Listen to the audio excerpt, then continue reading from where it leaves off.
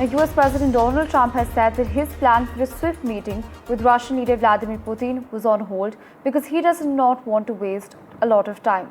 Now, it was the latest twist in Trump's stop-and-go effort to resolve the war in Ukraine.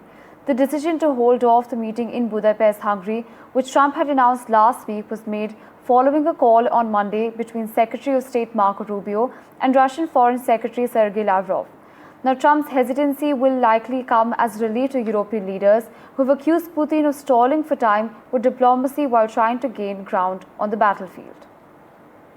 The meeting with Vladimir Putin is canceled or put on hold. Do you know what happened there, and does that affect your decision whether or not to send tomahawks? No, I don't want to have a wasted meeting. I don't want to have a waste of time, so I'll see what happens. But we did all of these great deals, great peace deals. They're all peace deals, agreements, solid agreements, every one of them. But this one, and I said, go to the line of battle, the battlefield lines, and you pull back and you go home, and everybody takes some time off, because you got two countries that are killing each other. You got two countries that are losing 5,000 to 7,000 soldiers a week.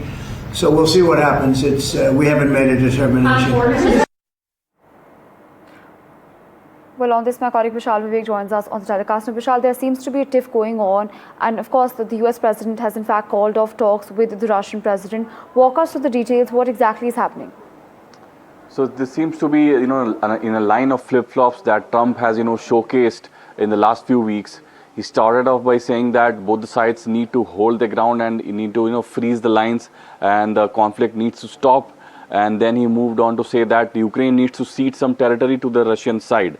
And now he has said that Ukraine cannot in any case win the war. It doesn't see that in the foreseeable future, because he had in the past indicated that he believes that Ukraine could win the war. So this is, a series of flip-flops, as I mentioned earlier, and it also goes to show that the deadlock has, solidified in the last few weeks, rather than, sort of melting down, because we saw that during the Alaska talks, there was, many positive signs, as Trump had mentioned, that the war could be coming to an end, but that doesn't seem to be the case, because Putin seems to be taking him for a ride, and he seems to be rebuffing Trump every now and then.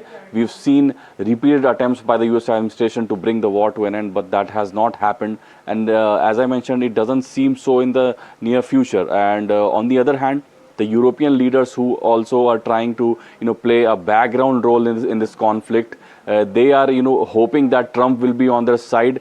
They are praising Trump in a way that he is trying to bring the conflict to an end. But as I mentioned, the deadlock continues, and the war is nearing its 4-year mark now, and close to 1 million people could have died. And as I said, the future does not hold really good for the both sides.